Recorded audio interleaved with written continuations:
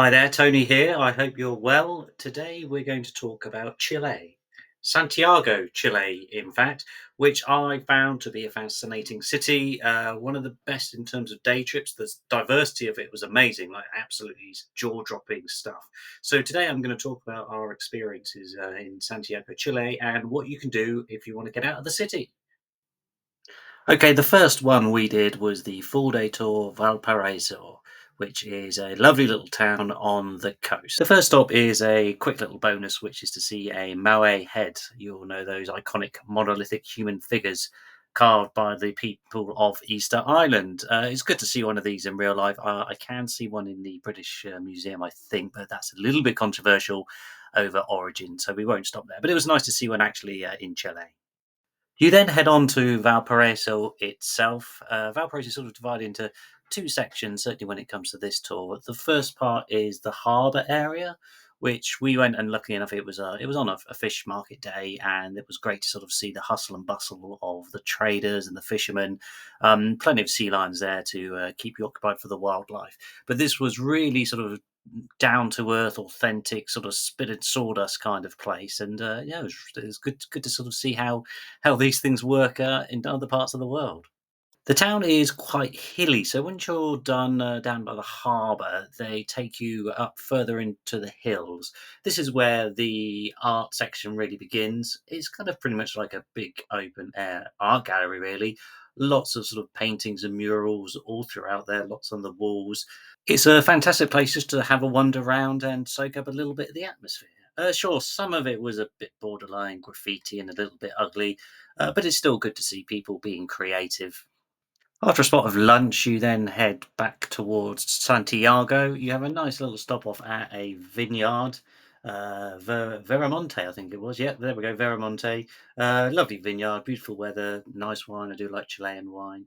So that's a nice way to polish off the day before you head home. Okay, so the next day trip we did was the Inca Lagoon day trip. This is a trip over into the Andes Mountains, and this is all about the scenery. It's absolutely stunning.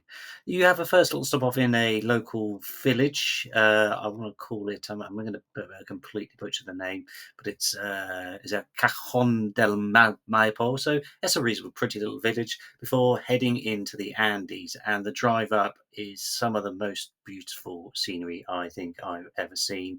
It was a lovely day, very clear views, and just even the drive up towards the lake, as you can see now, this isn't even a lake.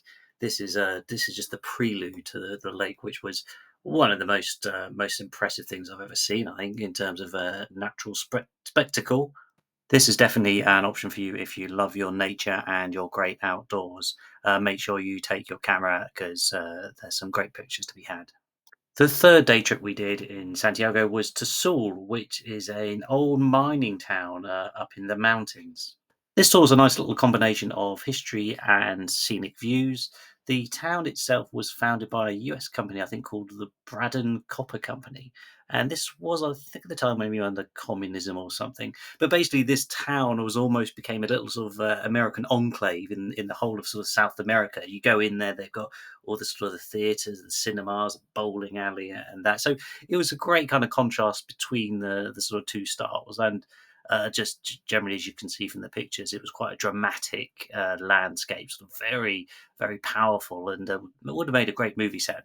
The final day trip we did from Santiago, Chile, and it's one of the best ones, was actually over to Argentina. Yeah, you can do a day trip to Argentina and to Aconcagua, which is the tallest mountain in the Americas.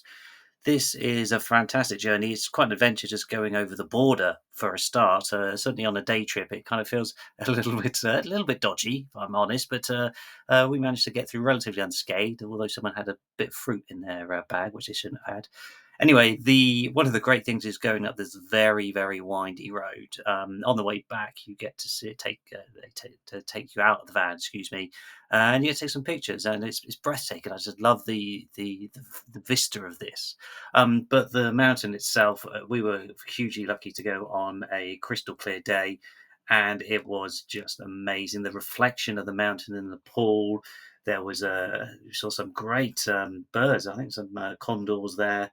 And yeah, it was just all in all a fantastic sort of experience, seeing the different sort of parts of the range, and a great.